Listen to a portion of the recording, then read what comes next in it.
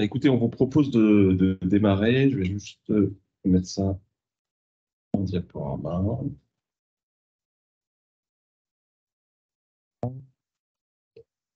Peut-être est-ce que alors je sais que donc on a des gens en présentiel. Merci d'être là en face de nous, ça nous fait vraiment beaucoup de plaisir parce qu'effectivement être que devant son PC c'est un peu triste. Juste peut-être les personnes qui sont en distanciel, est-ce que vous pourriez nous juste envoyer un message pour confirmer que vous entendez bien le son de votre côté? Alors, cligner des yeux une fois pour... Non, non, c'est bon, on nous entend. C'est bon, Ouais, c'est bon. on nous entend. Bon, bah écoutez, c'est parfait. Donc, on va se permettre d'attaquer ce casse-croûte juridique dédié aux inventions et créations de salariés de prestataires avec la question mais qui est titulaire des droits? Euh, donc, on va vous présenter ce temps-là pendant 1 heure et demie. Je pense qu'on aura un petit temps de questions à la fin, éventuellement. Alors, vous pouvez bien entendu poser vos questions à n'importe quel moment. Je dirais, on se débrouillera. On est les maîtres du temps, quoi. On s'arrangera. Peut-être que si on les pose à la fin, c'est peut-être plus facile pour ceux qui sont en distanciel pour gérer les questions parce que je pense qu'on utilisera un micro. Il y a un micro, je sais plus. On pourra utiliser le micro pour que les distanciels entendent bien tout ça. Si on le fait de manière un peu fragmentée, je pense qu'on risque de perdre tous ceux qui sont en distanciel. Voilà. Après, bon, il ne faut pas enlever la spontanéité, quoi. Euh, donc, moi, je me présente rapidement. Pierre Langlais, donc avocat au barreau de Nantes. Et Cécile Guyot, idem avec un E. Et je travaille avec Pierre au quotidien. Ouais. Alors, invention et création de salariés, de prestataires, mais qui est titulaire des droits? Alors, on va aborder ce sujet-là en 3 temps. Sous l'angle d'abord des inventions qu'on appelle brevetables. Donc, invention brevetable, c'est tout ce qui va être création, invention technique et qui est susceptible d'être protégée par le droit des brevets. Je reviendrai là-dessus. Après un deuxième temps sur les créations esthétiques, c'est-à-dire plus ce qu'on entend au sens de la création classique. Je ne vais pas spoiler ce que tu diras, mais effectivement plus de logo, illustration, Produit aussi. produits, design de produits, effectivement. Donc tous ces sujets-là, on fait appel à un tiers pour faire réaliser un produit. Il y a des salariés qui travaillent dessus, des stagiaires dessus, etc. Et puis après la partie création beaucoup plus logicielle, effectivement sur la partie donc logiciel qui a un régime séparé en droit de la propriété intellectuelle. Donc voilà. Donc là vraiment le triptyque de notre intervention, invention, création esthétique, création logicielle, pour finalement qu'à la sortie savoir mais qui est titulaire des droits en cas de création et invention. Alors j'attaque immédiatement sur la partie invention brevetable. Alors petit rappel sur la partie invention brevetable. Euh, on va avoir qu'est-ce qu'on entend par brevet. On a des conditions, aujourd'hui en France, où on veut breveter une invention. Il faut la déposer auprès de l'INPI. Il faut répondre à 2 conditions de brevetabilité qui sont la nouveauté et l'activité inventive. Je n'entrerai pas dans le détail, mais c'est un droit qu'on acquiert par le dépôt. Et cet acte de dépôt est un marqueur.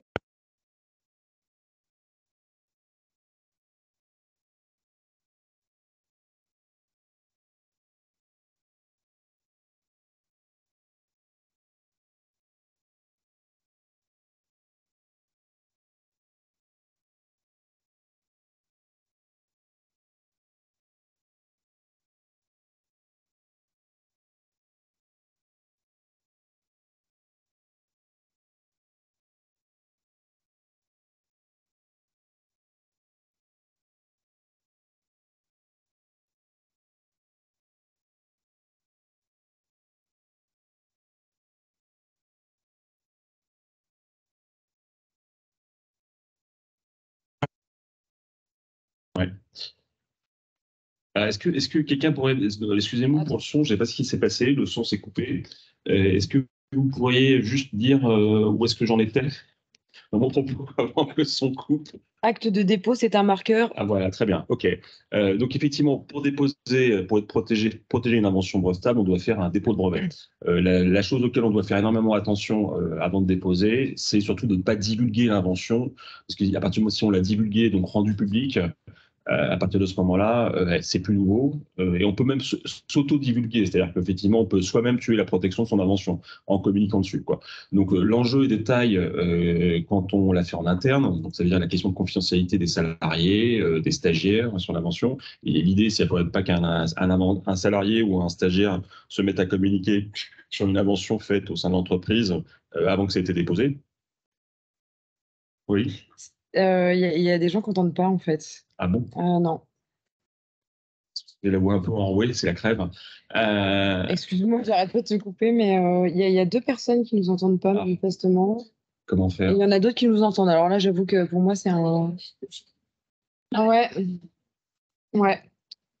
J'ai une voix un peu fluette. C'est ce qu'on dit souvent.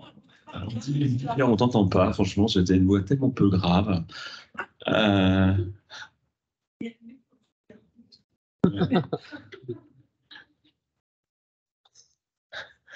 Anouk super bien qui dit on entend ta voix grave. C'est vrai, Donc c'est bon, vrai, c'est vrai. on va laisser Parce que peut-être si les personnes qui ont une difficulté la régler. Oui, parce que si je monte la voix, le public risque d'avoir des acouphènes. Il y a un choix de stratégie à faire. Alors, je peux couper. Bon. Alors, décidément, je ne peux pas parler sur ce sujet. Alors, donc, effectivement, faire très attention, salariés, stagiaires, à ce qu'ils ne divulguent pas l'invention avant qu'on la dépose. Et même si on fait également appel à un prestataire, il ne faudrait pas que le prestataire auquel on fait appel pour développer une invention aille divulguer l'invention et qu'on puisse plus la protéger. Alors, je sors un peu de la question de la titularité, mais typiquement, si on fait cette erreur-là, bon, on ne parlera même pas de propriété, quoi. Donc, effectivement, c'est un enjeu qui est important.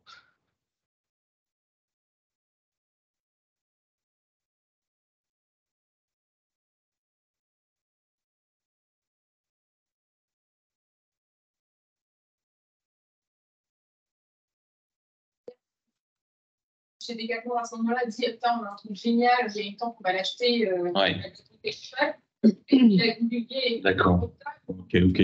Alors, je repose la question qui m'a été posée. Mais qu'est-ce qu'on entend par divulgation? Est-ce que, par exemple, est-ce qu'il faut quelqu'un qui parle du détail de l'invention ou quelqu'un qui évoque uniquement une nouvelle une innovation sans donner de détails? Alors, effectivement, la divulgation, elle va être directement liée au contenu, le contenu de l'information qu'on va communiquer au public. Si on donne quasiment tous les détails de l'invention, donc là, il va y avoir divulgation. Si on est uniquement sur le fait de dire, bah, on est en train de créer une nouvelle tente innovante, on ne donne rien là. Donc là, pour le coup, c'est pas une divulgation. La divulgation va être enferrée dans la communication qu'on va faire, en fait. Bon, après, clairement, un salarié, il n'a pas à se positionner sur les réseaux sociaux ou dans une com. Voilà. Donc ça, c'est un sujet. Bon, je sors un peu de mon spectre, mais ça, c'est le sujet. Donc, pas de divulgation, un brevet peut potentiellement être déposé. Alors, à qui appartient ce droit au brevet? Qui peut déposer, je dirais, un brevet sur une invention? Alors, le principe, il est assez simple. C'est l'article 611-6 du Code de la propriété intellectuelle qui nous dit le droit au titre de propriété industrielle, dans le cas présent au brevet, sur une invention brevetable, appartient à l'inventeur. Donc effectivement, je suis inventeur, donc je suis la personne qui, par son jus de cervelle, a trouvé la solution technique au problème technique. Prima facie, c'est à moi qu'appartient effectivement la propriété sur l'invention. Le texte nous dit ou à son ayant cause, donc effectivement si moi inventeur j'ai cédé entre guillemets mes droits à un tiers, à ce moment-là ça va être ce tiers qui va pouvoir déposer le brevet. Alors par exemple ayant cause dans notre cas ça va être le prestataire auquel on fait appel. Je fais appel à un prestataire pour développer un nouveau produit parce que j'ai pas la compétence technique en interne pour développer ce produit-là. Néanmoins, je sens que ça va être un produit qui va très très bien marcher dans ma gamme de produits. Je fais appel à cet expert qui va me faire payer une prestation pour créer ce nouveau produit qui répond à une solution technique. Alors je pourrais me dire, je le paye pour faire ça, donc de facto, comme je l'ai payé, les droits sont pour moi. Alors malheureusement, ça marche pas comme ça. C'est-à-dire qu'en fait, payer c'est bien, mais il faut effectivement prévoir une cession du droit au brevet sur les éventuelles inventions qui seront réalisées par le prestataire. C'est-à-dire que je prévois dans la convention qu'effectivement, il y a un paiement de prix pour la prestation de conception et que le prix de cette prestation de conception comprend effectivement les droits de propriété intellectuelle, dont le droit au brevet sur l'invention. Donc ça, c'est important, et ça va être mon ayant cause. Pour le coup, effectivement, je vais devenir l'ayant cause, entre guillemets, de la société.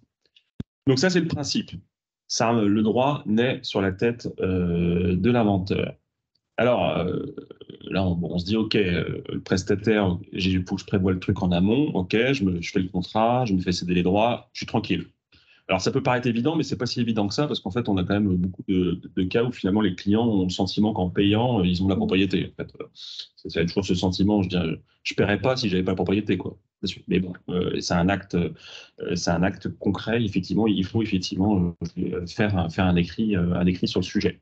Alors, les cessions des droits sur une invention, c'est pas un écrit à peine de nullité, quand même. C'est ça qu'il faut avoir en tête. Je peux pas céder un brevet sans écrit, mais je peux céder des droits sur une invention, donc avant dépôt, en fait, sans que ça soit un écrit. Alors après, il faut que je démontre par un faisceau d'indices que, effectivement, j'avais bien cédé des droits sur l'invention. Bon, le chemin est un peu long, hein, on peut ramer à démontrer ce faisceau d'indices. On a quand même intérêt, de manière probatoire, à un écrit, clairement. Donc ça, mais typiquement, la question s'est posée.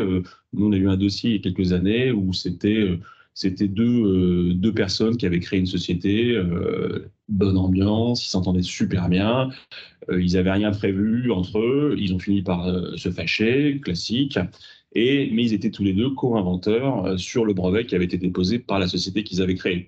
Et comme par hasard, l'un des cofondateurs est revenu par la fenêtre en disant bah, « j'avais pas cédé mon droit au brevet sur l'invention, donc par ici la monnaie, copropriété sur le brevet. » Voilà. Bon, par un faisceau d'indices, on lui a quand même expliqué qu'il avait participé au dépôt du brevet, qu'il avait fait signer tous les papiers pour que ça soit déposé au nom de sa société. Donc, en fait, de facto, il avait accepté que les droits au brevet soient au nom de la société, quoi. Mais ça a nécessité un contentieux, quoi. Alors que si on avait eu un écrit, il n'y aurait pas eu de contentieux. Donc ça, c'est le principe. Donc ça va être vraiment dans la relation client-prestataire, faire attention à ce sujet-là. Alors, je vais avoir... Alors, si ça descend pas, ça... À chaque fois, ça fait ça. Je sais pas pourquoi. Non, j'aurais fait. J'aurais fait ça, ouais. C'est vrai. Non plus. Ça. Alors, moi, je vais faire ça, tiens. Allez, c'est parti. Alors, ça, c'est notre principe. Après, on a des exceptions. On a deux exceptions.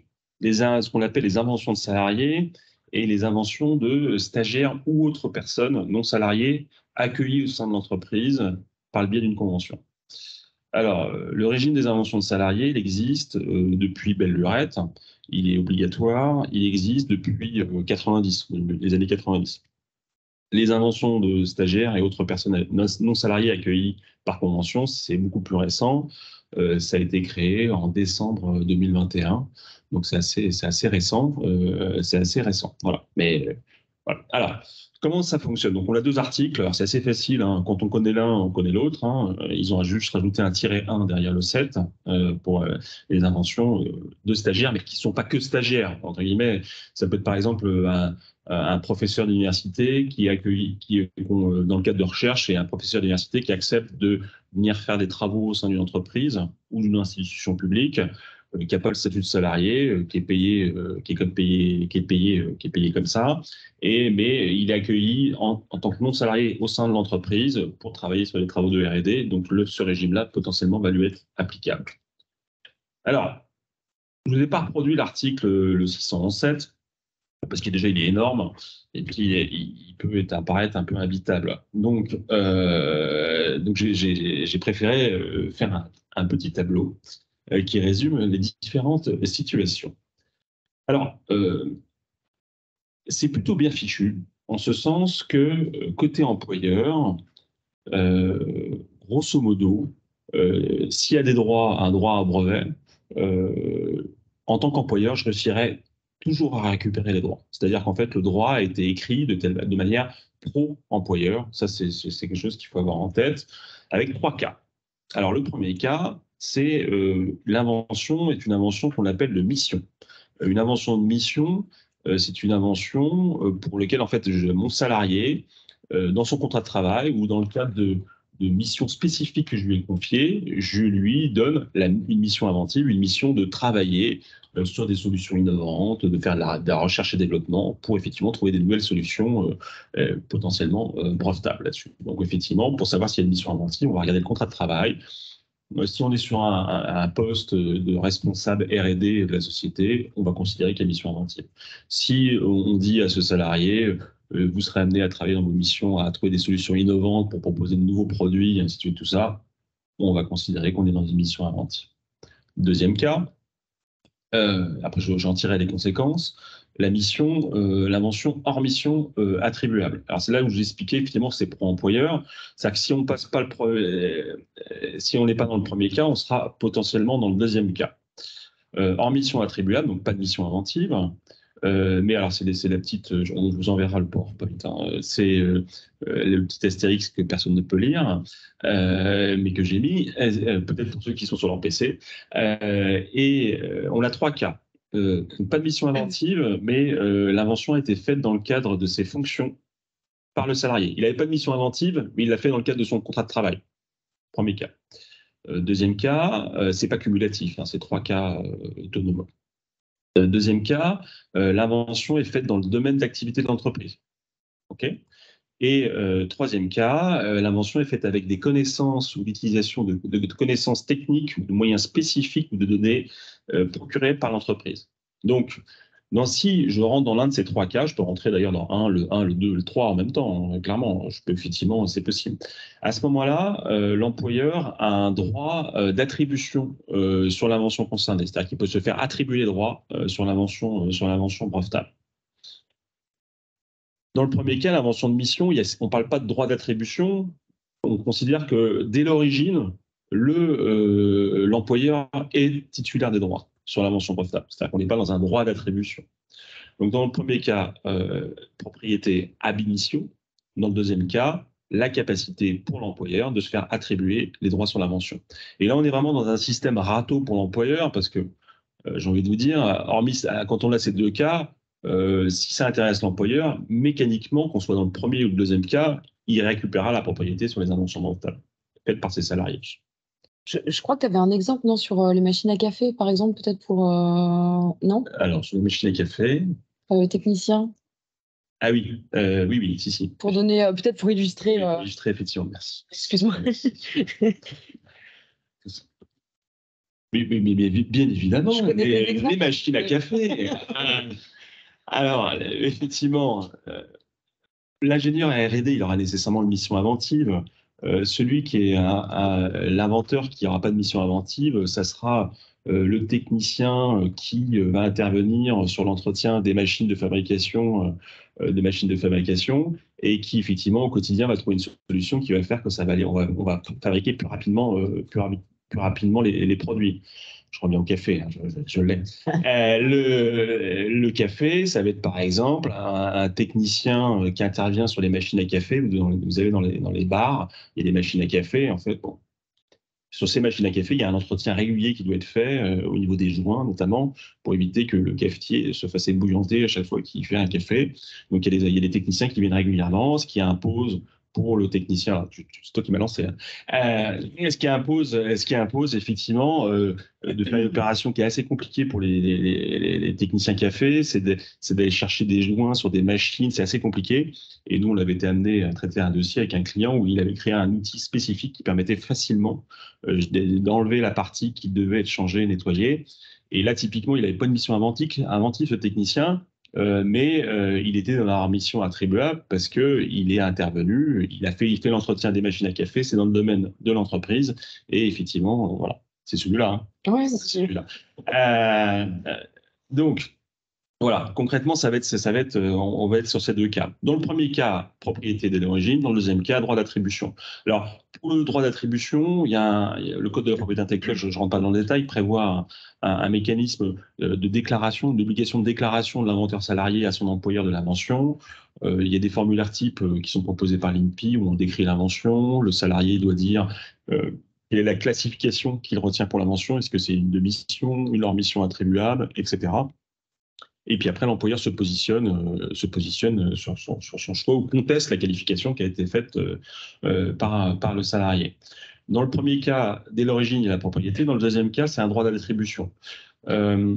Aujourd'hui, ce que considèrent les juges, quand bien même il n'y aurait pas eu de déclaration qui aurait été faite par le salarié, si l'employeur dépose un brevet sur l'invention, on considère que mécaniquement, il a exercé son droit d'attribution, en fait. Donc, la jurisprudence est favorable, les juges sont favorables à l'employeur.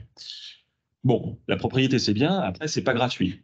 Pourquoi c'est pas gratuit? Parce que dans le premier cas, soit avec mission inventive, invention de mission, l'employeur doit payer une rémunération supplémentaire à son salarié.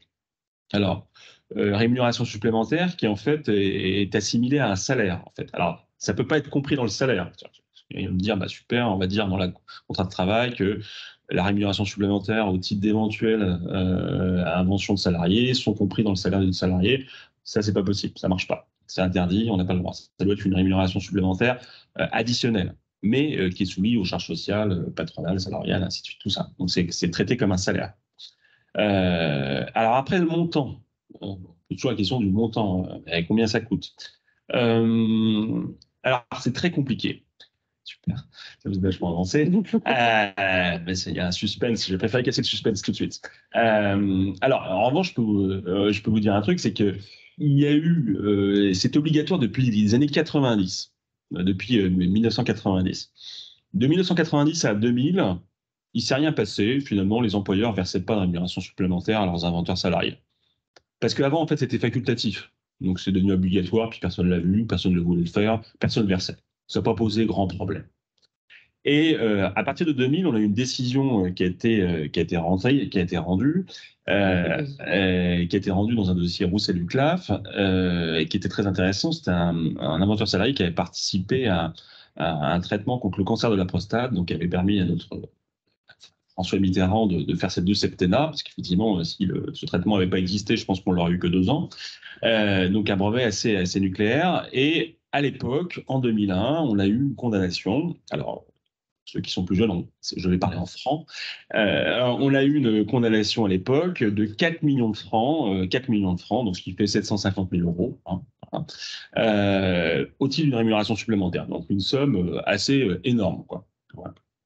Et pendant 10 ans, jusqu'en 2011-2012, ça a été la course à l'échalote et les salariés inventeurs se faisaient plein d'actions. Il y a eu plein d'actions qui ont été menées devant les tribunaux, devant le tribunal judiciaire de Paris, parce que c'est le seul compétent en brevet, en droit des brevets. Et il y a eu beaucoup de décisions qui ont été rendues, qui donnaient des sommes, des 40, des 50, des 100 000, des 150 000, machin, tout ça.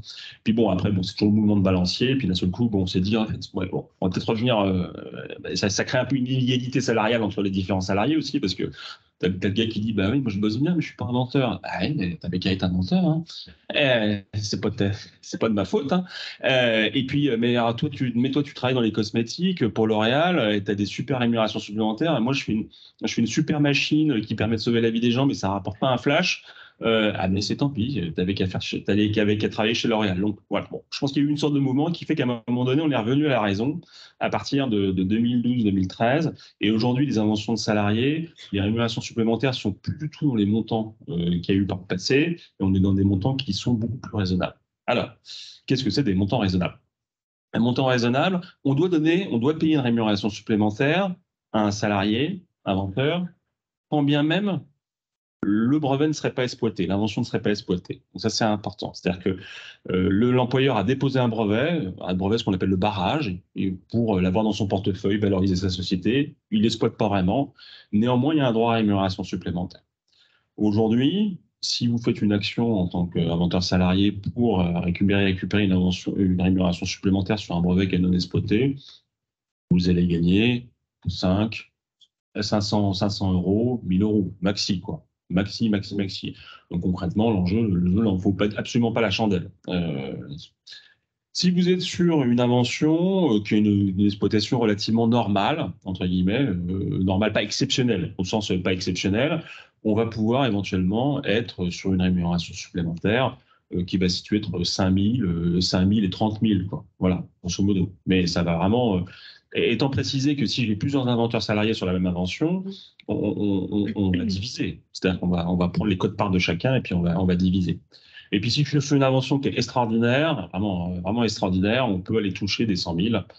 Toucher les 100 000. Les inventions extraordinaires, ça n'existe pas beaucoup. C'est assez rare.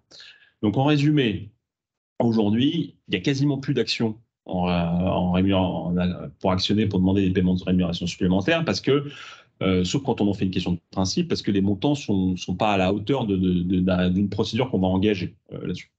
Ce qui va déclencher aujourd'hui un contentieux, c'est si on a un salarié qui est multi-inventeur, c'est-à-dire qui a participé à énormément de brevets au sein de la structure. Et ça existe beaucoup. Parce que dans ces cas-là, il va additionner les différentes rémunérations supplémentaires qu'il peut toucher, et là, ça va donner lieu à contentieux. Donc, ça va vraiment être ça. Autre élément qui rentre en ligne de compte, c'est que on est sûr, c'est de nature salariale, donc on va être sur une prescription, la prescription triennale. C'est-à-dire qu'une prescription triennale, à partir du moment où on considère que le salarié a eu connaissance de l'invention par essence et du fait qu'il y avait un brevet qui avait été déposé et qu'il est peu ou prou impliqué dans le process de dépôt et de process de dépôt, on va considérer que le délai commence à courir. De 3 ans commence à courir.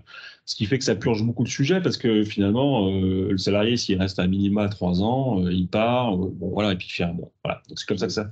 Et puis je crois qu'il y a beaucoup de les multi-inventeurs, il y en a beaucoup aussi, par exemple, qui sont à la tête de, enfin ceux qui sont, c'est ce qu'on voit assez régulièrement, c'est des gens qui sont à la tête de la cellule R&D et qui sont souvent aussi mis à contribution pour les questions d'opportunité de dépôt ou pas.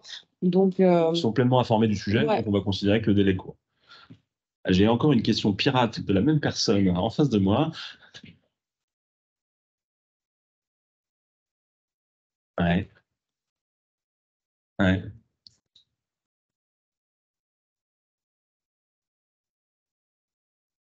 Ouais. Vos formules. En réalité, peut-être que son invention avait. Oui, mais on va tenir compte des perspectives à l'instant T. Ça n'empêche pas d'aller regarder, parce que l'action, si elle est menée, c'est comme ça. Voilà. Non, mais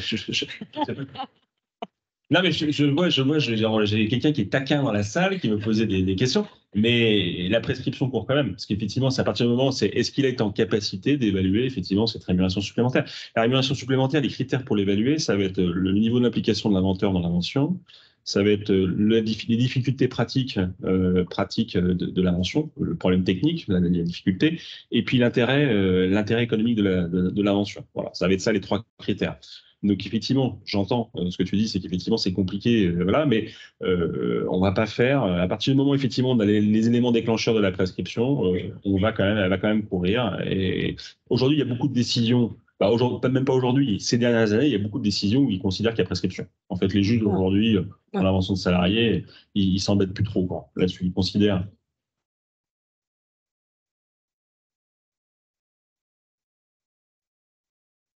Je sais pas. Alors, c'est une bonne question. Effectivement, dans les autres pays, je ne connais pas les prescriptions là-dessus. Ouais, je ne connais pas les. Peut-être, peut-être. Ouais. Voilà. Donc, voilà. Après, l'intérêt côté employeur, c'est d'évoquer ce sujet d'invention, de dépôt de brevet, c'est-à-dire d'impliquer effectivement dans le processus le salarié de manière à faire démarrer cette délai de prescription. Et ce qui est encore mieux, quand on a une grosse activité de dépôt de brevet, c'est de mettre en place ce qu'on appelle un barème de rémunération supplémentaire. Parce qu'il y a le côté juridique et la contrepartie financière, mais il y a le côté aussi incitatif.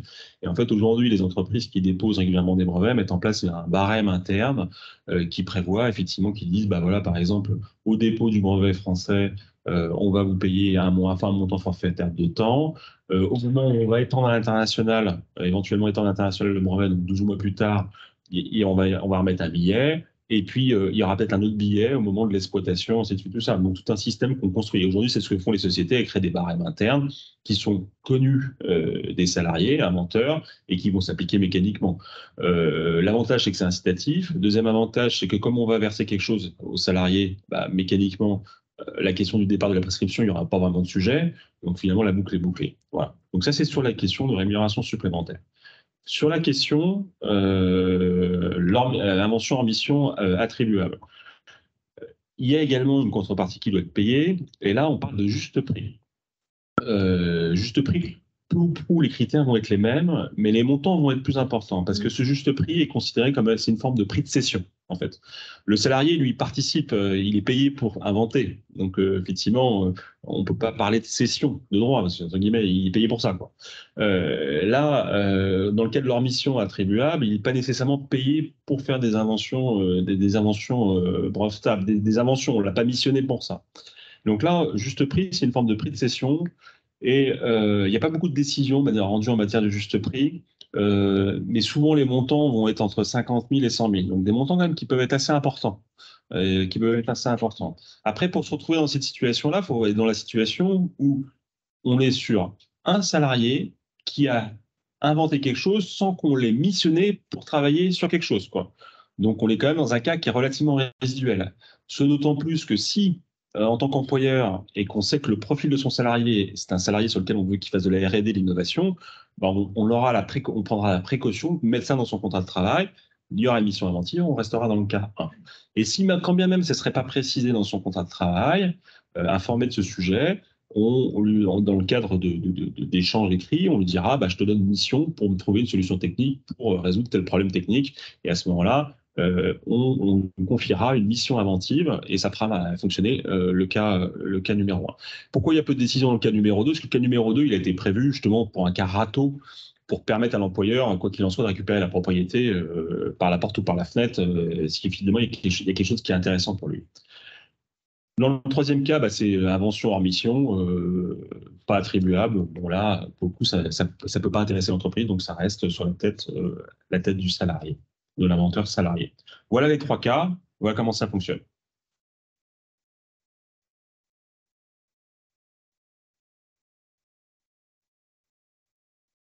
Dirigeants de start-up non rémunérés. Alors, on va en parler. Je vais en parler, celui-là. On va en parler. Mais effectivement, là, je ne parle que des salariés avec un contrat de travail. Là-dessus. Je vais en parler après. J'ai prévu d'en parler, le dirigeant TNS, quoi. OK. Donc ça, j'en ai fini sur les inventions de salariés. Après, je vais voir les inventions de stagiaires ou autres personnes non salariées accueillies par convention en entreprise privée ou en institut public. Donc ça s'applique tant dans le public que dans le privé, un régime. Même chose pour les inventions de salariés, hein, ça s'applique aussi également dans le public. La petite différence, je ne vais pas m'étendre là-dessus, mais la différence, c'est que dans le public, il y a un décret de 96 qui prévoit un système d'intéressement en fait, des fonctionnaires et agents publics, donc qui est plus avantageux que dans le privé. En fait, dans le privé aujourd'hui, la rémunération supplémentaire, c'est un montant forfaitaire. Ça peut pas être un intéressement sur le chiffre d'affaires de l'invention, quoi. Parce que souvent les salariés se disent bah, c'est jackpot, quoi. Je suis intervenu là-dessus, bah, je vais prendre de 3% sur la. Non, c'est ça, c'est un peu ça pas être un intéressement. Mais il y a un mécanisme spécifique pour les agents et fonctionnaires publics, auquel je vous renvoie, qui est assez compliqué. Ils ont fait un truc hyper compliqué avec l'histoire d'assiettes, de pourcentage d'assiettes, de machin. Bon, voilà, faut vraiment être calme pour le lire. Mais faut le savoir. C'est ça qui est important. Invention de stagiaires. Donc pendant très longtemps, ça a été le no man's land. Les stagiaires, bah, on revenait dans la règle de base. Un stagiaire intervient au sein d'une entreprise et inventeur ou co-inventeur, bah, les droits naissent sur sa tête. Là-dessus, c'est pas parce qu'il est stagiaire que les droits reviennent à son maître de stage. Ça, pendant très longtemps, ça a été comme ça. Donc, ce qu'on prévoyait, c'est qu'on faisait ou dans la convention de stage ou dans des conventions annexes, on prévoyait effectivement une cession des droits sur les éventuelles inventions auxquelles participerait le stagiaire. Où le sujet était totalement oublié, quoi. Le sujet était enterré, et puis si on ne désignait pas le stagiaire comme inventeur d'un brevet, le risque de revendication était quand même assez limité. Il fallait qu'il ait les moyens de se payer un avocat pour aller... tout à fait. Bon, donc, voilà. Alors, en fait, il y a eu une décision qui a été rendue, qui a été assez connue. C'était une décision qui a été faite contre le CNRS, Monsieur Pech, qui a fait une décision. Et effectivement, lui s'était attaqué au CNRS en disant qu'il avait été stagiaire au CNRS. Il avait été nommé en tant qu'inventeur dans un brevet du CNRS. Bon, j'ai envie de dire, si le CNRS le met comme inventeur dans le brevet, ils ont qu'à s'en prendre qu'à eux. Hein. Et donc, il a fait tout le truc, il a remonté jusqu'en haut. Et effectivement, il a fait reconnaître ses droits, sur l'invention concernée. Donc maintenant, c'est réglé. Depuis décembre 2021, on a un régime. Alors, pour le régime, il s'aligne sur celui des salariés. C'est ça qu'il faut avoir en tête. Donc, on va avoir la même mécanique. Alors, on parle de contrepartie financière. On ne parle pas de rémunération supplémentaire, on parle de contrepartie financière. Et pour juste prix, on parle également de contrepartie financière. Mais concrètement, alors il y a un décret là, qui est tombé en plein milieu du mois d'août, qui est venu préciser les conditions d'attribution de cette contrepartie financière. Et finalement, il ne nous apporte pas grand-chose. Il nous redonne les mêmes critères que ceux qui ont été définis par la jurisprudence en invention de salarié depuis 30 ans, ce qui est que on tient compte de l'implication du salarié, de l'intérêt économique de l'invention et des difficultés pratiques de l'invention.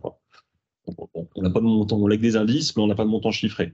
En fait, ce qu'il faut retenir surtout, c'est que ce que je vous ai dit tout à l'heure sur les montants, pour il faut appliquer la même chose en fait que pour les salariés. Et si demain il y a un barème interne au sein d'une entreprise, faut l'appliquer également aux stagiaires inventeurs. Ça, c'est vraiment, ça va vraiment être le sujet. Alors, même on va avoir le même régime, on a vraiment les mêmes cas qui s'appliquent. Hein. Les clés, ils ont vraiment fait quasiment un copier-coller. Ils ont fait un copier-coller du 607. En revanche, il y a deux choses, qui sont un petit peu différentes. C'est les deux tirets là que j'ai mis, les deux derniers tirets. C'est que dans le cas de leur mission attribuable, donc il n'y avait pas de mission inventive confiée aux stagiaires, ce qu'il est prévu, c'est que l'attribution doit être intervenue pendant la période d'accueil au sein de la personne morale. Je ne sais pas ce qui s'est passé au moment où le législateur a fait ce texte. Parce que concrètement, je fais venir un stagiaire pendant 6 mois dans mon entreprise, donc dans un programme de R&D au long cours. Il est franchement pas certain que le brevet soit déposé ou que soit déposé pendant la période de 6 mois où il est là. Voilà. Mais si j'applique le texte, si je ne lui ai pas donné de mission inventive et si je veux être dans la hors mission attribuable, il va falloir que j'exerce cette attribution pendant la période d'accueil. Pendant la période d'accueil. Donc, ce qui veut dire que je suis obligé, si dans ce cas-là, en tant que maître de stage, je suis obligé d'anticiper avant la sortie du stagiaire, de prévoir que les droits sur l'éventuelle invention brevetable auxquelles il devrait participer, que je me les attribue et je fasse ça par écrit. Parce que si je ne le fais pas,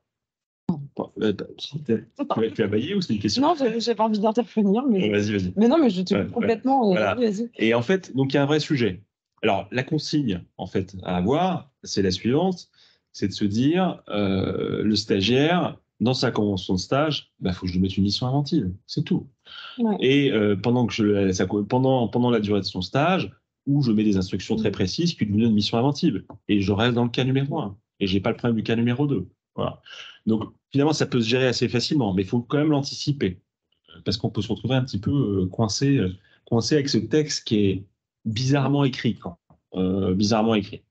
Autre sujet, tout ce qui est accord, ce qui se rapporte effectivement à l'invention réalisée, donc ça doit être fait par écrit à peine de nullité. C'est-à-dire que je verse la contrepartie financière à mon stagiaire au titre mission inventive ou en mission inventive attribuable, ça doit être matérialisé par un écrit. Effectivement, par un écrit. Autrement, c'est à peine de nullité. Donc, faut quand même avoir ça en tête.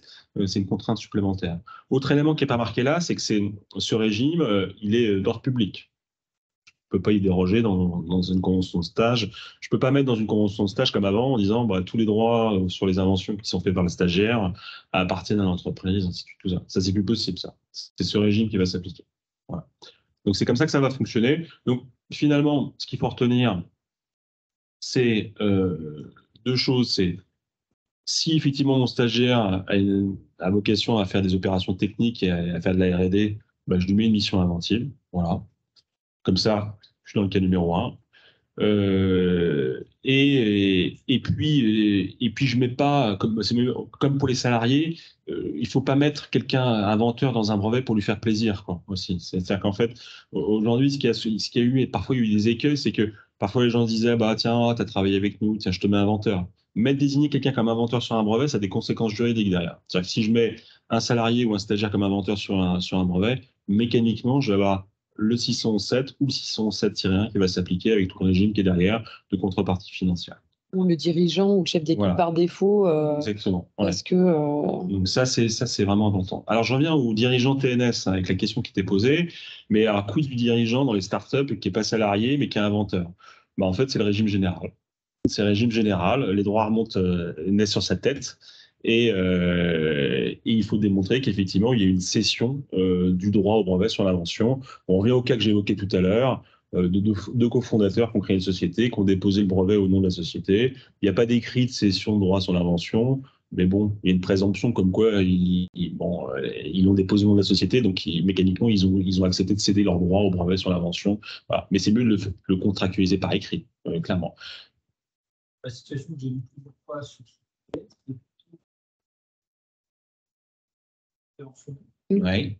hors de la société qui supporte le développement Ouais. de la salaire des dirigeants, Ouais. qui le dépose en même temps. Oui, oui. Éventuellement simplement à sa société. Oui, bon, c'est de la fraude en fait. Il y a une décision. On va peut-être réitérer la question parce que les gens me disaient qu'ils n'entendent pas les questions dans ça. Oui, alors je vais poser la question. La question, c'est la pratique du dirigeant qui peut avoir tendance à oublier que la personne morale est détachée de sa personne et qu'effectivement va effectivement déposer un brevet, déposer un brevet à son nom là-dessus sur les moyens faits avec les moyens financiers de la société, c'est ça, grosso modo. Donc, si ce n'est qu'il n'a pas de salaire. Il n'a pas de salaire. Alors la question qui va se poser, c'est est-ce qu'il peut effectivement déposer à son nom ces brevets-là? Alors, sur la partie la règle juridique, les droits d'être sur sa tête, la réponse serait plutôt oui. Après, le truc, c'est qu'effectivement, s'il utilisait tous les moyens de la société pour déposer ce brevet, il y a vraiment une question de fraude qui va se poser. Voilà. Donc, l'abus de base sociale, même carrément. En fait, d'ailleurs, on a le sujet pour pas mal de droits de propriété intellectuelle. Oui. En marque, c'est souvent le cas aussi. Oui, en marque, le dirigeant a souvent tendance à déposer la marque à son nom. Bon, il fait payer toute la com, toutes les recherches juridiques par la société. Et 15 ans après, il se fait céder à un prix astronomique. Il se fait céder à un prix astronomique, et là, il y a le fisc qui tombe sur sa tête, et là, il se fait dépouiller de tous les côtés.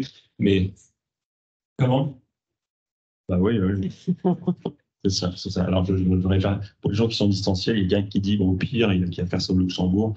Mais c'est une blague, bien entendu, c'est une blague. Voilà. Donc oui, non, c'est pas.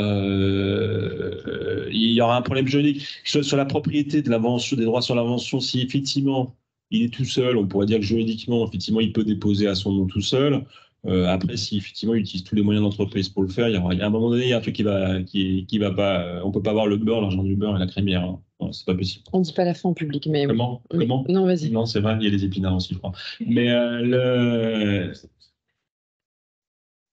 oui.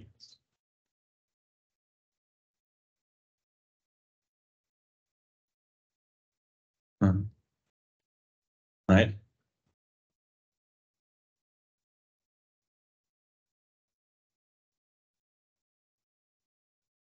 Et aussi assumer. Alors, on serait quoi dans une société qui a un dirigeant qui est une personne morale, donc holding, et qui, demain, il y a un brevet qui serait fait par la société numéro 1, mais déposé au nom de la société numéro 1 et au nom de la holding, c'est ça? Et non du dirigeant aussi. Au nom du dirigeant de la holding. Alors oui, la question c'est qui est censé être l'inventeur? Est-ce que c'est la holding, la société numéro 1 ou le dirigeant de la holding? Bah, en fait, la réponse c'est surtout qui est à l'origine de l'invention. C'est surtout ça, en fait, la question. La personne physique d'abord, on remonte à l'inventeur. Qui est l'inventeur de l'invention, quoi? Souvent, dans ces cas-là, on va se rendre compte que finalement, l'inventeur, c'est pas le dirigeant, en fait. Et qu'en fait, c'est plutôt le salarié qui l'a payé, qui va travailler dessus. Et qu'en fait, le dirigeant va déposer à son nom juste par réflexe, quoi, une sorte de réflexe un peu naturel de chef, quoi. Et en fait, voilà, donc on remonte d'abord qui, techniquement, à solutionner le problème technique qui est brevetable. C'est ça, la première question. Si c'est un des salariés, bah, mécaniquement, ça remonte à la société numéro 1, parce qu'effectivement, ce sont les salariés de la société numéro 1, donc les droits ne remontent pas à la holding, et encore moins au dirigeant. Si c'est que le dirigeant qui a été inventeur, oui, effectivement, on peut envisager effectivement que le droit laisse directement sur sa tête. Après, la question, c'est une question d'un but bien social sur effectivement l'utilisation des moyens de la société numéro 1 pour. Voilà, je dirais, voilà, on va revenir toujours à la même chose. Je ne sais pas si ça répond à ta question. Oui. Oui. Mais après, il faut que ça soit conventionné, quoi. C'est-à-dire qu'en fait, la question, c'est après, il faut qu'il y ait une convention entre eux, quoi. Et que la convention, elle justifie le fait que ça soit déposé au nom de l'un ou au nom des deux, quoi. Mais il faut toujours revenir à l'origine. C'est qui l'inventeur? C'est qui l'inventeur? Si l'inventeur est salarié, les droits remontent à son employeur. S'il n'est pas salarié, à ce moment-là, ça remonte sur sa tête à lui, quoi. La question, c'est l'investissement et la contrepartie, quoi. Voilà. Voilà. Donc ça va vraiment être des inventeurs non humains. Ah, ça, c'est intéressant.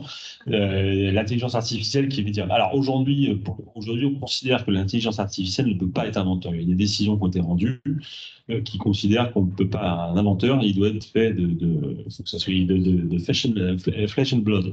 Là-dessus, effectivement, de chair et d'os. Donc, il n'y a pas de sujet. Aujourd'hui, voilà, ça peut être uniquement une personne physique, un être humain. Il n'y a pas de.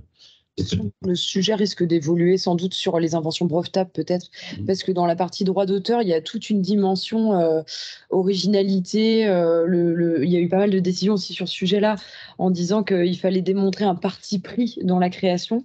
Là, on comprend que ce soit lié à l'humain. Autant dans des inventions brevetables, c'est une question que je me pose encore aujourd'hui. Il y a des décisions qui sont rendues, mais il n'est pas impossible qu'on arrive à des conclusions différentes. Je pense. C'est pas évident parce qu'après, la question qu'on va se poser, c'est qui a développé l'IA derrière et qui est effectivement l'invention et le résultat de la manière dont a été développé l'IA par quelqu'un, une personne humaine au départ. Bon, aujourd'hui, c'est non, quoi. Mais effectivement, tu as raison, la question va se poser. Bon, après, ce sera un salarié docile, a priori, qui ne ferait pas d'action, je pense. Ouais, À moins que l'IA prenne son envol et c'est ça. fasse des actions. Bref, peu importe. Il est temps de passer aux créations esthétiques. Donc, je passe la main à Cécile Guillot. Merci. C'est pas trop bouger le truc. Donc, on va parler, deuxième sujet, je vais aller un petit peu plus vite peut-être, qui est titulaire des droits sur des créations esthétiques. Donc là, je vais évoquer 2 cas. En vrai, il pourrait y en avoir un troisième.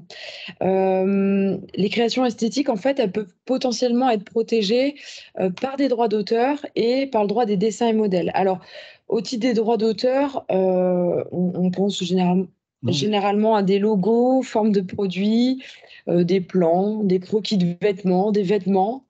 Ça peut être aussi l'aspect de site internet, la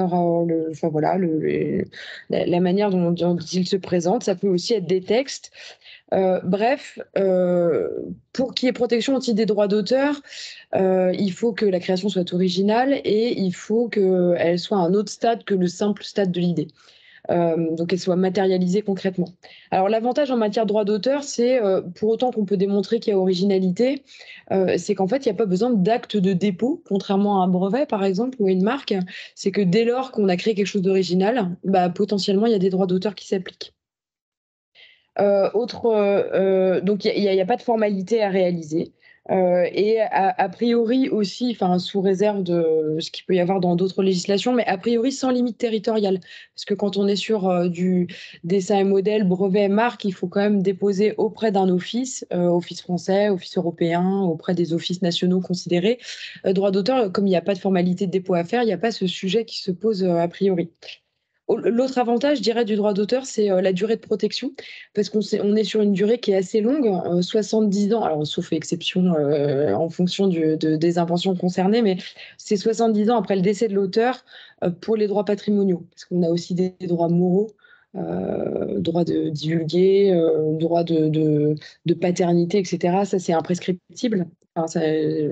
C'est des droits qui sont imprescriptibles, mais donc le principe, c'est 70 ans après le décès de la personne qui est à l'origine de la création, donc c'est long. Donc voilà pour les droits d'auteur. Après, au titre du droit des dessins et modèles, là, on pense à l'idée, c'est de protéger la forme ou l'apparence de produits. On est généralement plus sur des sujets type du mobilier, par exemple des chaises, Le Corbusier, je crois qu'elle avait fait l'objet de dépôts. On peut être sur des vêtements, sur l'apparence de produits électroniques, ça peut aller très loin en fait. Alors les conditions de dépôt, c'est pareil, je ne vais pas développer plus avant, mais il faut que ce soit nouveau, donc un petit peu comme en matière de brevet, il faut faire attention au sujet de divulgation. Il faut que ça ait un caractère propre, ça veut dire que ça se distingue globalement de ce qui a été fait précédemment et il faut que ce soit visible dans le produit. Donc là, pareil, là, dans ce cas-là, et donc il faut un dépôt auprès de l'INPI si on veut une protection en France et auprès des offices considérés, donc Europe ou offices nationaux pour les territoires sur lesquels on souhaite avoir une protection. Là, c'est une protection qui est plus courte. On est sur une protection de 5 ans qui est renouvelable dans la limite de 25. Alors, J'évoquais une troisième possibilité, je pensais à la marque tridimensionnelle, hein, qui peut aussi permettre de protéger potentiellement des créations esthétiques, enfin la forme de produit. Je ne vais pas rentrer dans le détail sur ce sujet-là parce que c'est pas encore très utilisé, c'est pas encore très accepté par l'Office, donc je ne vais pas faire de point sur ce sujet-là. En tout cas, il faut savoir que pour certaines créations graphiques, si je reviens aux droits d'auteur et dessins et modèles, on peut potentiellement bénéficier cumulativement des deux protections, à la fois des droits d'auteur si on démontre que c'est original, et à la fois la protection qui est acquise par le dépôt d'un dessin et modèle si on remplit les conditions en question. Et ça, c'est pratique, notamment si on envisage, par exemple, de faire une action à l'encontre d'un tiers qui reproduirait une création qu'on a faite, un produit ou que sais-je, parce que, sans rentrer trop dans le détail des stratégies procédurales, en tout cas, si jamais on fait une action contre un tiers, notamment sur la base d'un dessin et modèle enregistré, euh, généralement, ce qui est répondu en défense, c'est de dire que le dessin est nul parce que pas nouveau, parce que pas de caractère propre ou que sais-je. Là, dans ces cas-là, on peut se raccrocher aux branches avec le droit d'auteur éventuellement, quoi. Donc, ça peut être intéressant de penser à ce sujet-là quand on a déposé un dessin et modèle, s'il y a une action qui doit être entreprise à l'encontre d'un tiers, penser au fait que ça peut aussi être protégé par des droits d'auteur. Euh, donc voilà pour un peu le général sur à quel moment, enfin de quel droit on peut se prévaloir. Alors on va commencer par les droits d'auteur. En la matière, je dirais que bah, le principe, il est très simple. Les principes sont souvent simples, hein. Les exceptions le sont moins et l'application encore moins. Donc là, l'article L111.1 du Code de la propriété intellectuelle qui nous dit que bah, l'auteur d'une œuvre, du seul fait de sa création, il a un droit de propriété incorporel exclusif et opposable à tous. Donc le principe est très simple, ça veut dire que je crée, je suis titulaire des droits. Point. Alors c'est simple, mais comme en matière de brevet, on l'a vu, c'est pas du tout naturel. Enfin, en tout cas, nous, c'est ce qu'on voit dans notre exercice. C'est qu'en tant qu'employeur, je vais prendre un exemple, mais par exemple, une agence de com qui paie des gens au quotidien pour créer des logos pour les clients, pour faire des sites internet, pour faire des contenus textuels, par exemple. Généralement, il y a encore cette croyance de se dire, bah, comme je paye au quotidien mes salariés pour le faire, les droits sont à moi. Sauf que bah, c'est pas comme ça que ça se passe. Et c'est un sujet qui est très important, par exemple, mais pas que, quand on est une agence de com, parce que très concrètement, le logo, on va aller le vendre à son client. Sauf que là où il y a un litige qui peut éventuellement naître, c'est bah, s'il y a une fin de contrat, par exemple, un petit peu, enfin dans des conditions un peu malheureuses. Euh, Généralement, c'est quand le salarié est un peu malheureux, il peut être tenté, bah, s'il n'y a pas eu de contrat de cession qui a été signé, de dire bah, il n'y a qu'un problème, c'est que je vous ai fait une campagne de pub, je ne sais pas, pour H&M, sauf que je ne vous avais pas cédé les droits. Donc aujourd'hui, ce que fait le client final, c'est de la contrefaçon. Donc de deux choses l'une, soit vous me payez un peu plus, soit je fais une action, quoi. Je résume, hein. Donc, le sujet, il est hyper important. Donc, ce qu'il faut faire, c'est organiser des sessions. On va en parler un petit peu plus loin. Euh, alors, le sujet se pose qu'il s'agit d'un salarié, du coup qu'il s'agisse d'un stagiaire, mais aussi, et là c'est un peu comme le sujet que tu évoquais en brevet, qu'on soit dans un travail avec un sous-traitant ou avec un prestataire externe ou un mandataire social qui n'est pas, qui est pas salarié.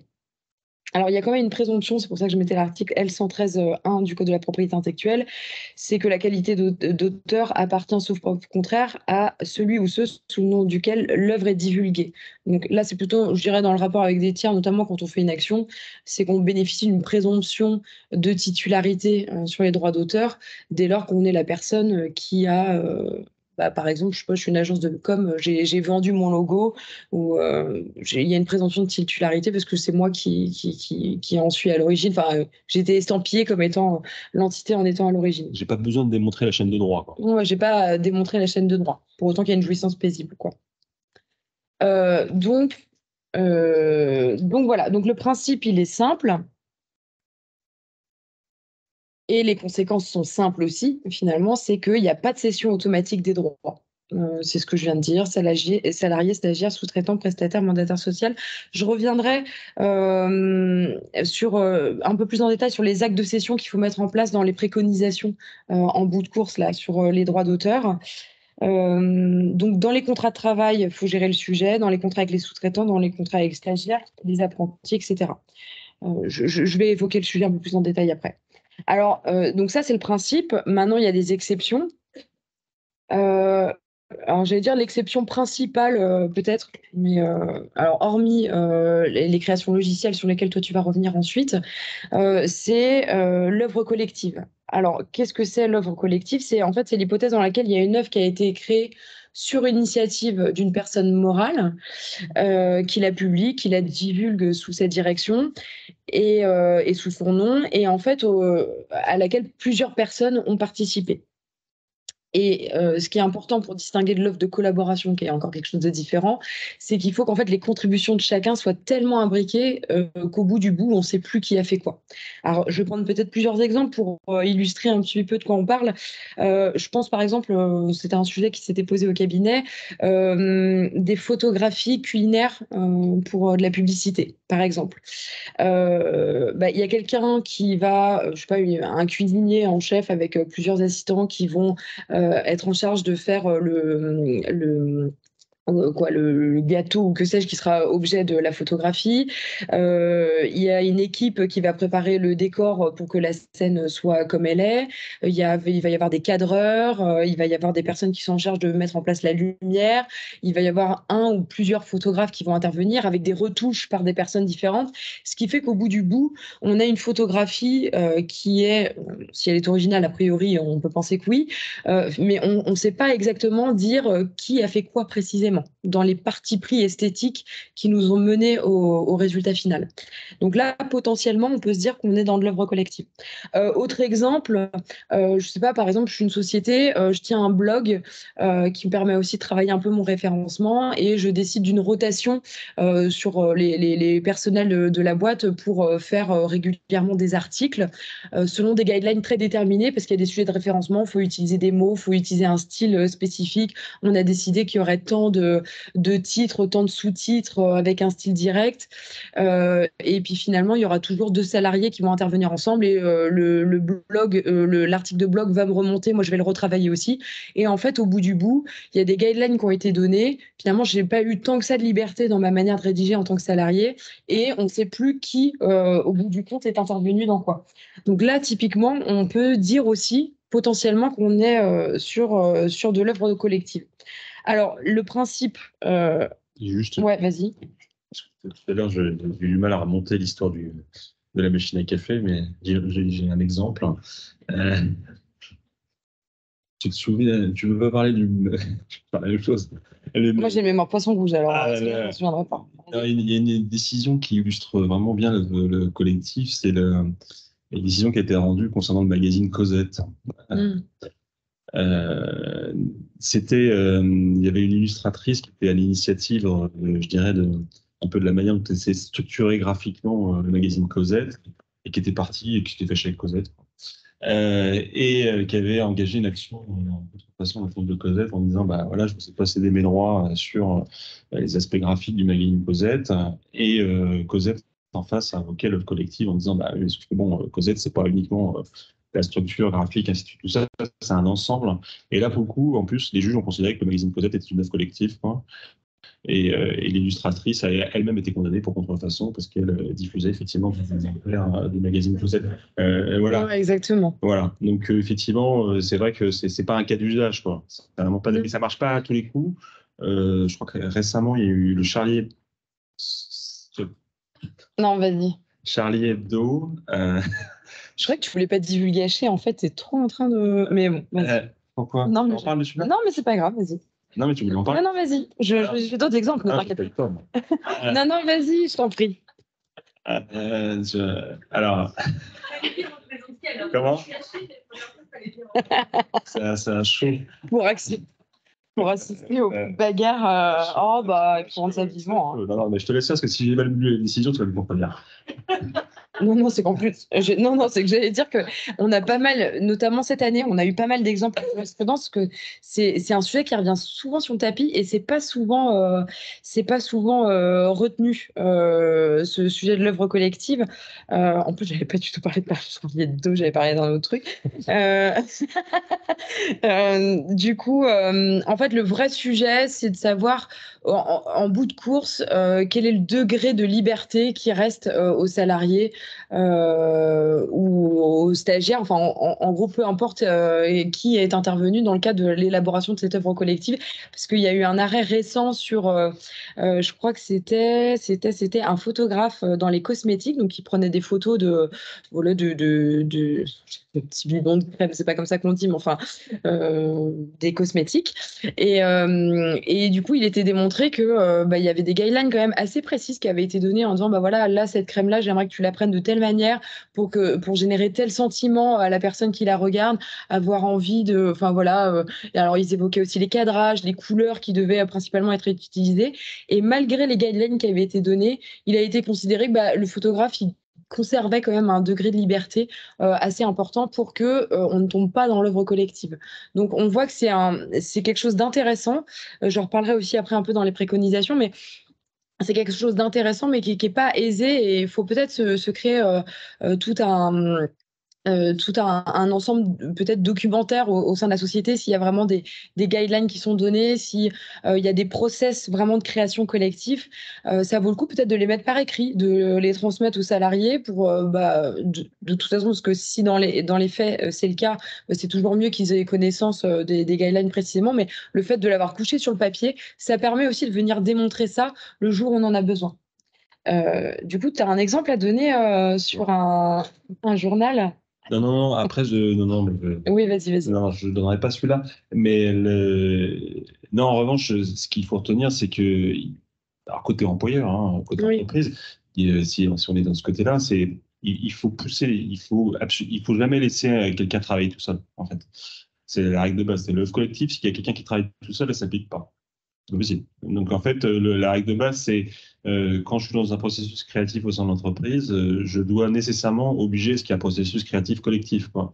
Donc, toujours plus d'une personne, et faire tourner les créations pour que ça soit challengé, ainsi de suite. C'est vraiment ça qui va être essentiel. Parce que plus il va y avoir de monde qui va intervenir, plus ce sera difficile pour quelqu'un demain d'aller revendiquer un droit sur quelque chose. Parce qu'en fait, il va se heurter aux contributions des uns et des autres, quoi. Ouais. Voilà.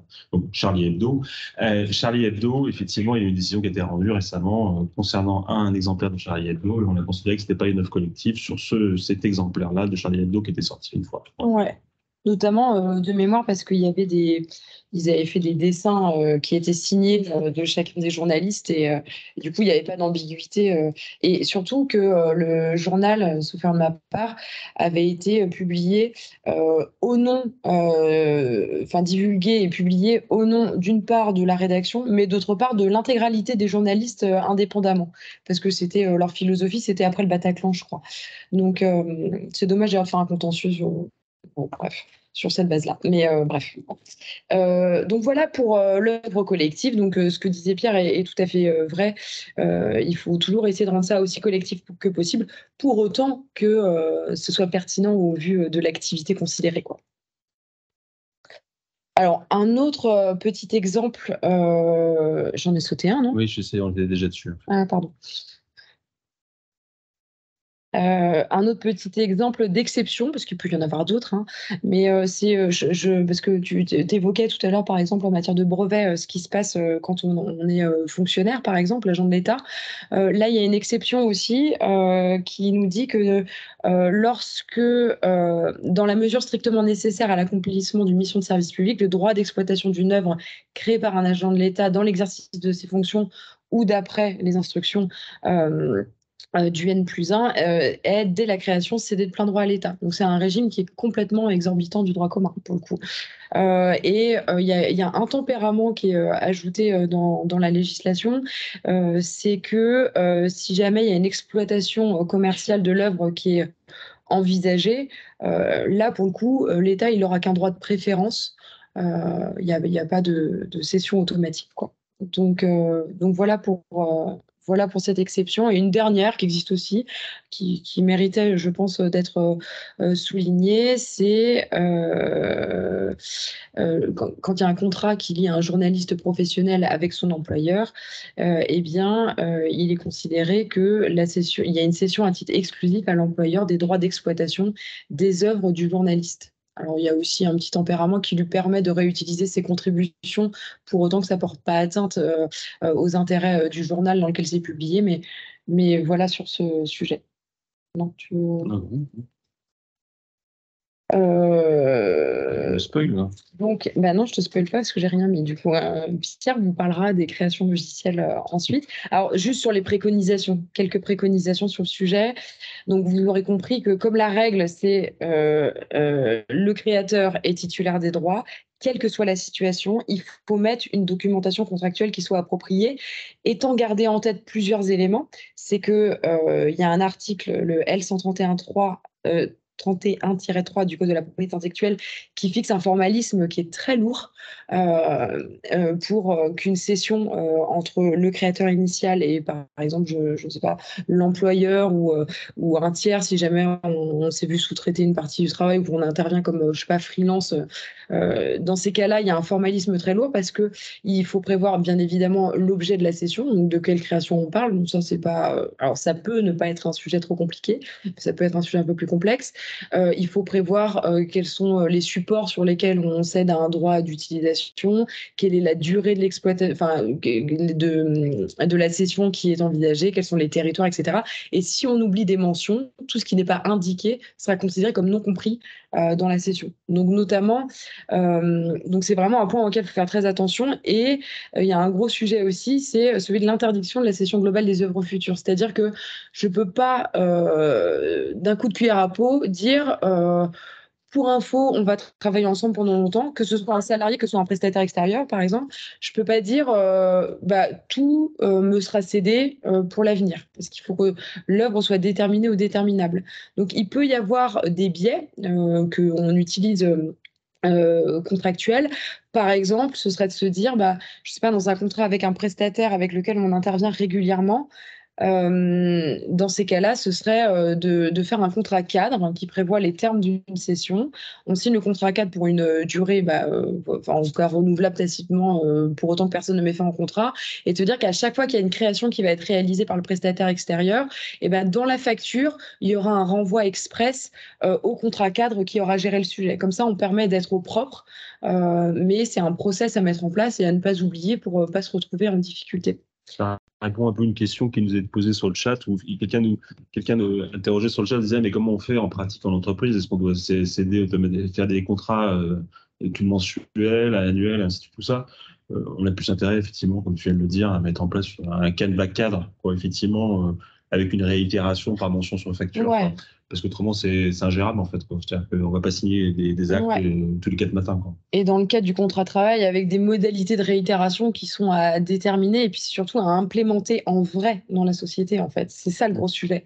C'est de se dire, OK, du coup, il faut que je réitère régulièrement s'il y a une session 4 qui est prévue dans le contrat de travail, mais du coup, à quel moment, qui s'en charge, comment on vise les œuvres qui font l'objet de cette session. Donc, c'est un vrai sujet à se poser et puis surtout en discussion en interne pour voir qui est en charge de ces sujets-là, quoi. Alors, petit warning aussi sur le fait que les droits moraux sont incessibles. Donc, on ne peut pas se faire attribuer les droits moraux sur une invention. Après, en pratique, ce n'est pas un très gros sujet. Là, quand on parle, par exemple, je sais pas, d'agences de com qui font des logos, etc., les droits moraux, on rencontre rarement des sujets là-dessus. Peut-être éventuellement le droit au respect de l'intégrité de l'œuvre. C'est-à-dire qu'effectivement, on peut pas, quelqu'un qui acquiert des droits sur un logo ne pourra pas modifier le logo un peu à sa guise en transformant l'empreinte de l'auteur initial. C'est-à-dire, on ne pourra pas transformer un logo bleu marine, je sais pas, en rose flashy avec des petites oreilles de lapin, quoi, jusqu'à la caricature, parce qu'effectivement, on va porter atteinte à l'intégrité de l'œuvre, quoi.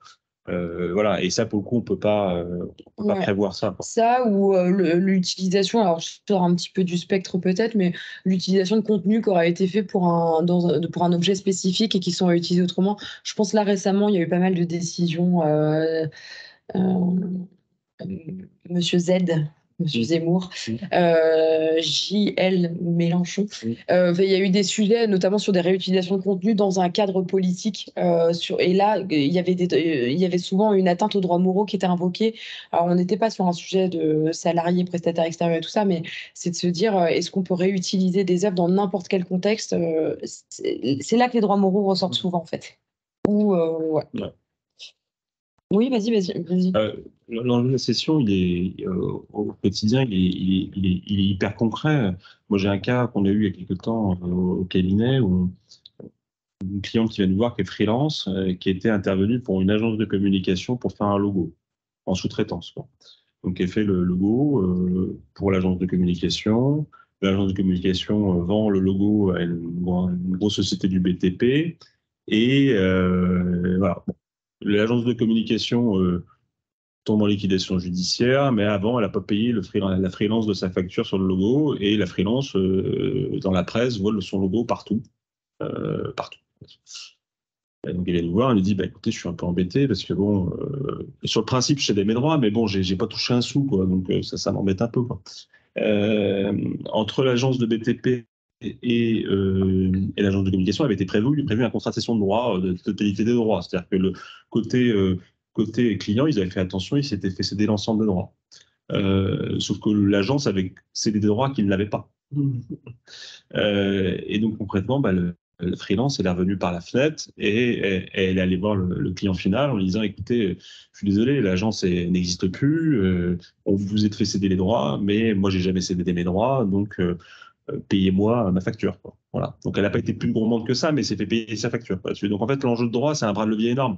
Et moi, je suis gérant d'une agence de communication, faut faire effectivement bien gérer les questions des freelances, parce que demain, on paye pas un freelance, il a un bras de levier qui est énorme sur le client final, quoi. C'est-à-dire qu'effectivement, si on est vraiment dans une relation hyper tendue, il peut aller voir, menacer ou aller voir le client en disant, écoutez, vous n'avez pas les droits, c'est moi qui ai créé, j'ai jamais cédé mes droits. Voilà.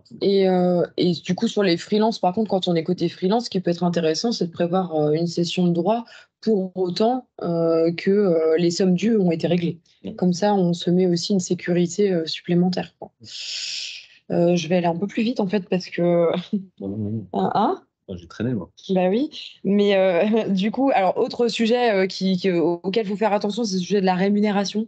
Parce que normalement, il faut voir quand il y a une cession de droit d'auteur, le principe, c'est qu'on est obligé de prévoir une rémunération qui est proportionnelle aux recettes qui sont générées par l'exploitation de l'œuvre. Donc ça, c'est le principe. Maintenant, il y a des exceptions, on va voir en matière logicielle par exemple, ou quand il n'est pas possible de déterminer ce que représente proportionnellement la création dans... Alors attendez, je vais essayer d'être claire.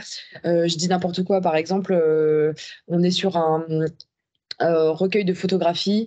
Je cède mes droits sur une photographie pour être dans ce recueil en question. Est-ce qu'on est capable, si je sais pas, il y a des milliers et des milliers de photos dans l'ouvrage, est-ce qu'on est capable de déterminer un pourcentage sur la valeur du livre au final pour se faire rémunérer la session en question? Là, on peut se dire que éventuellement on peut sortir en disant, bah, écoutez, on va vous payer, je dis 1 500 € et ça vaudra session, on ne va pas rentrer dans un sujet de proportionnalité. Comme un logo de société, quoi. Il est utilisé pour faire de la com, mais il rapporte pas d'argent, quoi. Ouais. Donc, Ouais. pas valorisé, quoi. Donc voilà, savoir qu'il y a une règle et il y a des exceptions. Petit warning aussi, ça vaut le coup de faire des dépôts probatoires parce que, comme je vous le disais, il n'y a pas besoin de faire dépôt pour bénéficier de la protection par les droits d'auteur. Par contre, le jour où on a un conflit avec un tiers éventuellement, il faut être en capacité de démontrer à quelle date on avait créé quoi. Donc dépôt probatoire, ça peut être généralement c'est dépôt e-solo auprès de l'INPI, ça peut aussi être en plus ça coûte pas très cher, donc c'est assez intéressant. Et ça peut être aussi un dépôt auprès d'un huissier, etc. Donc il y a plusieurs options, mais c'est un sujet qu'il faut avoir en tête quand on est en matière de droit d'auteur. Et là, je suis déjà rentrée dans le détail, donc je ne vais pas revenir dessus, mais s'il y a un process de création collectif, il faut penser à peut-être mettre ça sur le papier concrètement pour pouvoir parler d'œuvres collectives, le cas où si un jour il y a un conflit avec des membres du personnel, par exemple. Voilà, donc on va passer assez rapidement parce que finalement... Une question pirate.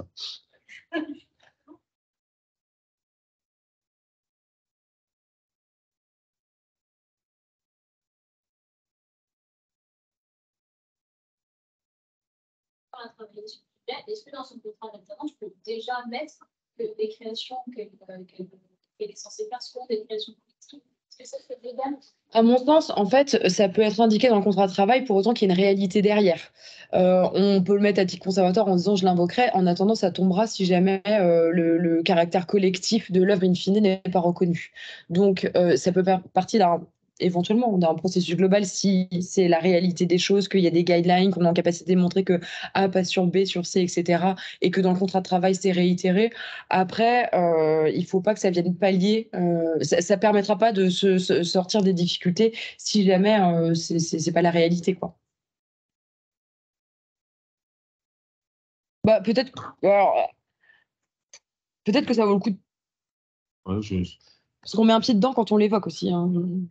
oui, on peut le mettre. Après, voilà, ce que dit Cécile, de toute façon, si la réalité opérationnelle, c'est pas ça, en fait, ça va servir à rien. En fait. Mais si c'est la réalité opérationnelle, il n'y a pas forcément besoin de le mettre non plus, quoi.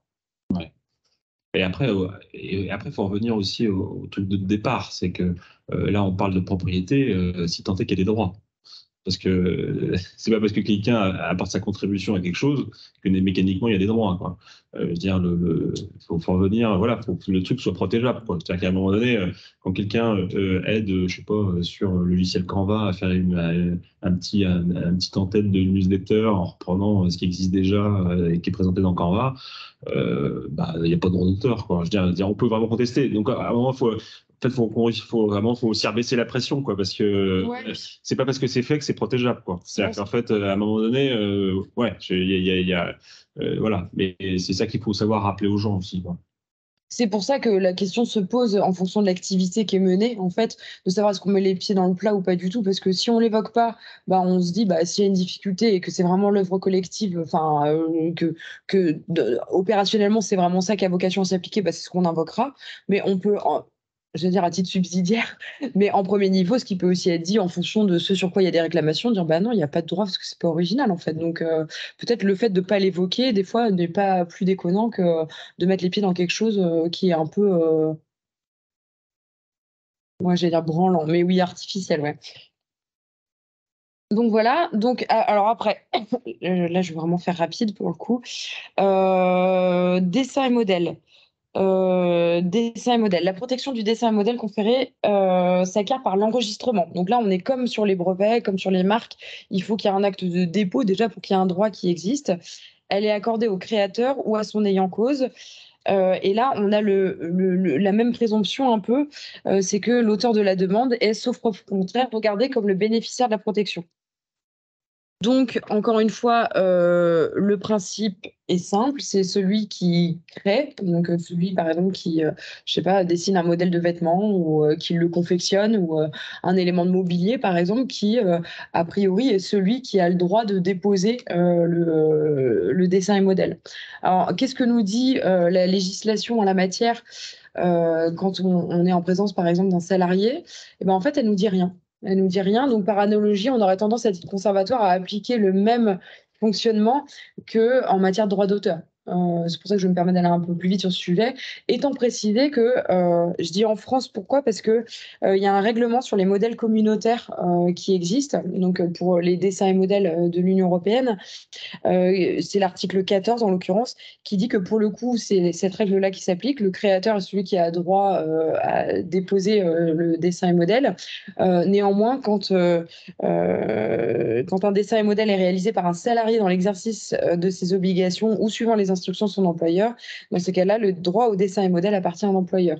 Alors par contre, la législation européenne nous dit sauf mention contraire et sauf disposition nationale différente. Donc voilà, là j'ai juste évoqué le sujet français pour vous dire que globalement, il faudrait considérer ça comme un peu une analogie de ce qu'il y a en matière de droit d'auteur, tant qu'à se faire céder, sachant que quand on est sur des créations esthétiques, comme potentiellement il peut y avoir à la fois droit d'auteur et dessin et modèle, ce que je vous disais, protection cumulative, tant qu'à faire la cession de droit d'auteur, autant faire la cession en même temps du droit à un éventuel dessin et modèle.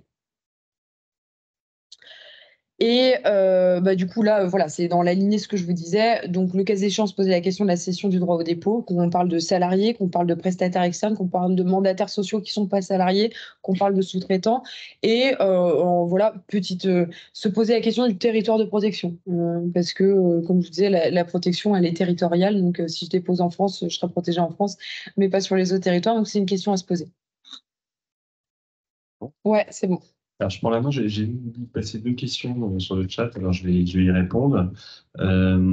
Quelqu'un pose la question de savoir est-ce qu'on peut mettre une promesse de cession, donc on fait une forme d'engagement de cession.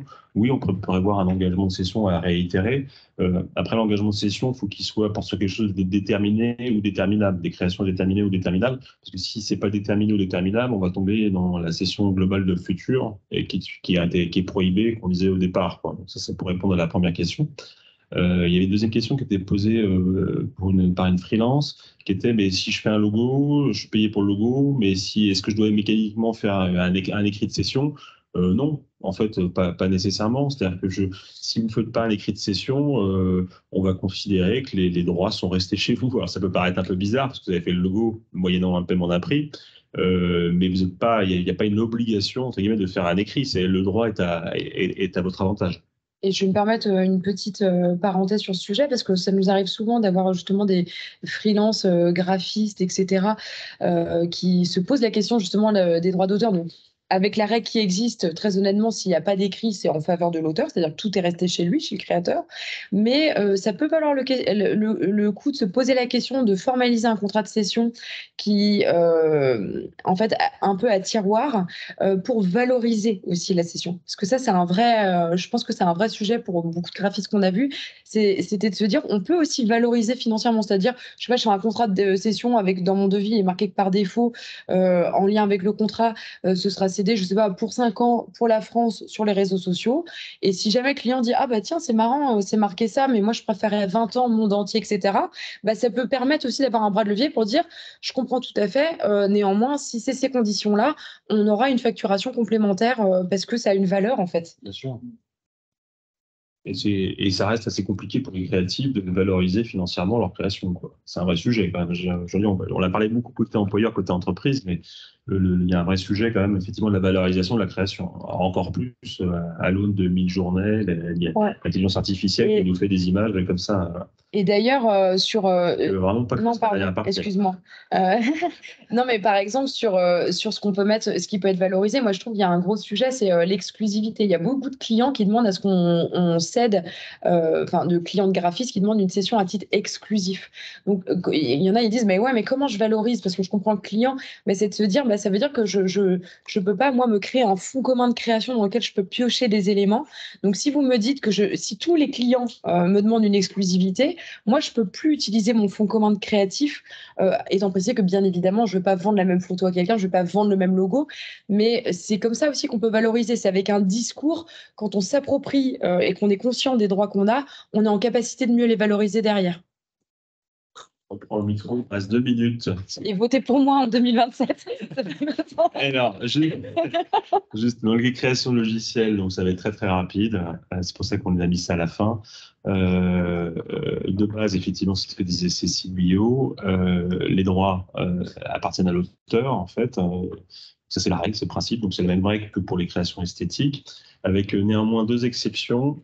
Une première exception en matière de développement logiciel salarié, c'est l'article 113-9 du Code de la propriété intellectuelle, qui pour le coup dit si toi travaillais pour moi en tant que salarié développeur, mécaniquement les droits patrimoniaux me reviennent à moi en tant qu'employeur.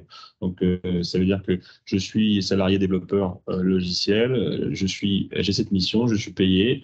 Les droits patrimoniaux remontent à l'employeur. C'est assez simple.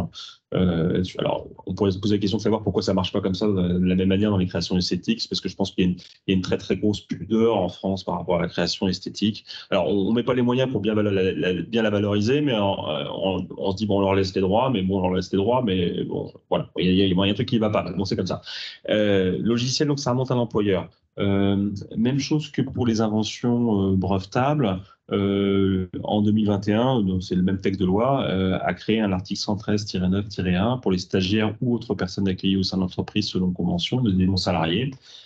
avec un régime qui fait remonter effectivement les droits sur les développements logiciels faits par des stagiaires au maître de stage, avec toutefois quand même une limite, c'est qu'il faut qu'il y ait nécessairement une rétribution financière dans le cadre du stage. C'est-à-dire que je suis stagiaire euh, gratos, entre guillemets, donc par exemple moins de 3 mois, donc gratuit. Si je ne perçois pas de rétribution financière en tant que stagiaire, le mécanisme de cette remontée de droits ne s'appliquera pas. Donc c'est pas anodin. On peut tout à fait se retrouver avec des stagiaires qui ont moins de 3 mois, parce que je crois que c'est jusqu'à 3 mois au-delà de 3 mois, on doit nécessairement les rémunérer. Je crois, je ne sais plus combien c'est 2 mois. Ok, pardon. Nous, on les paye pas jusqu'à 4 mois, mais je plaisante. Je plaisante. Enregistré. Alors, je plaisante, mais évidemment, en plus, avec la visio, on voit absolument pas mon sourire là-dessus. Donc, effectivement, donc bien penser à cette rémunération, j'en ai terminé. Et on vous remercie pour votre patience. Merci beaucoup. Et bonne journée à vous.